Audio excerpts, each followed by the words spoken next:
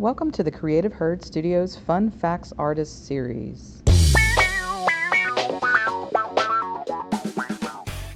For this episode, I'm using information from Lives of the Artists, Masterpieces, Messes, and What the Neighbors Thought by Kathleen Kroll and Catherine Hewitt. Alright, so let's start with the infamous Vincent Van Gogh. What I'm going to do in this series is I'm going to give you information that you may not have known about the artist. Vincent Van Gogh is one of my favorite artists. You may know him from The Starry Night. That's one of his most famous works that people recognize. One thing you may or may not know already is that Van Gogh was not an accomplished artist during his life.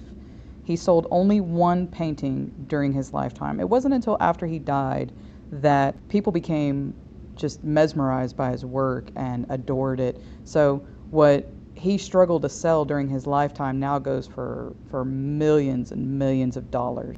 Before becoming a painter, Van Gogh tried many other career avenues, including an art dealer, a bookstore clerk, a teacher, a lay preacher, and even a social worker.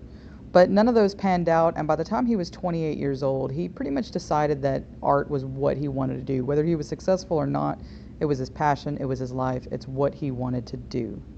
All right, so let's delve into the ear story. Everybody knows that Van Gogh lost his ear, but there's a lot of speculation about how did that actually happen. One thing we know is that he did get into a heated argument with his good friend Paul Gauguin, who's also an artist. It's somebody that he wanted to have with him in a certain art commune that he was trying to create in a house. He wanted to live amongst artists so they could feed off of each other with their creativity. One of the stories claims that Gauguin was being chased by Van Gogh with a razor, and when Gauguin turned around, Van Gogh cut his own ear off, kind of in response to that. Another story that's kind of going around now, that they were actually fencing, and when they were fencing, Gauguin accidentally caught Van Gogh's ear and cut part of the ear off, and Van Gogh didn't want his friend to get in trouble because, they got into an argument and it was not really on purpose. It kind of happened by accident. So Van Gogh just claimed that he cut it off himself.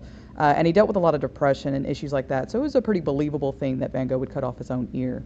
Another thing that we do know is that for whatever reason, he did end up going to a brothel and presenting his cut off ear to a lady that he was kind of infatuated with. I can only imagine what she went through. But that part seems to be pretty well known and pretty agreed upon about the ear and the young lady.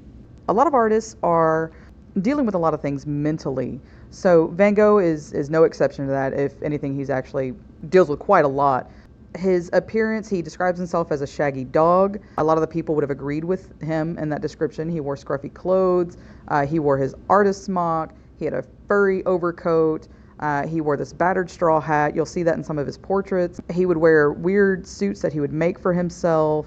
He was kind of an argumentative person, pretty stubborn, alienated people, didn't really fit in, didn't have a lot of friends.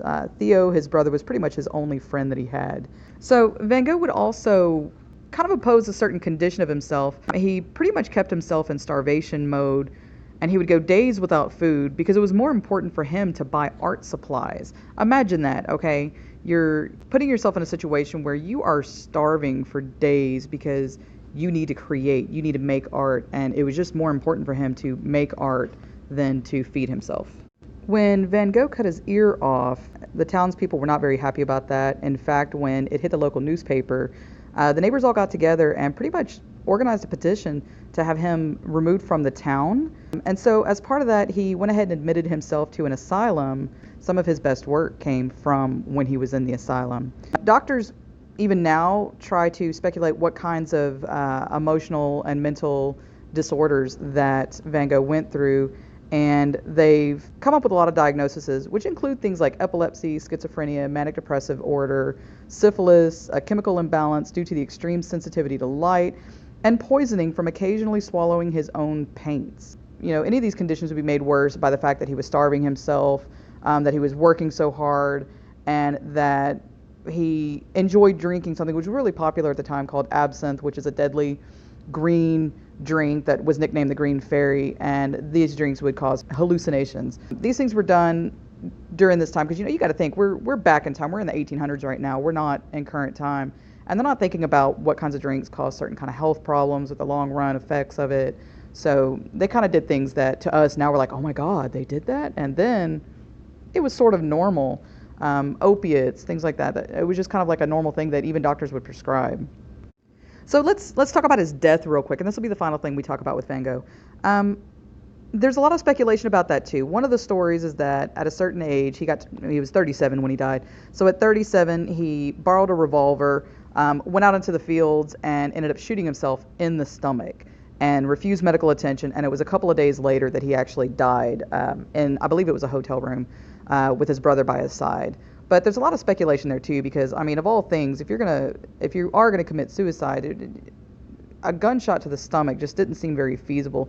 So there's actually another theory that's out there right now that one of the boys in town was a little bit mentally slow, accidentally shot him, and didn't want the boy to get in trouble, and so he got shot in the stomach. He was also depressed, and so for him, whatever happens, happens. It did take him 2 days to die, and, his brother got there, and I believe it wasn't long after that his brother even died pretty much from sorrow and sadness from losing Van Gogh.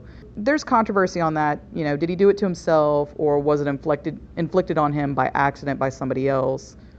We're probably never really going to know, but those are the two theories that circle around his death. I hope you enjoyed learning about Vincent Van Gogh and some of the cool little odd facts about him, things that you may have already known or some things that maybe you didn't know. Listen up for the next episode, and we'll talk about another artist and some of the fun facts about them.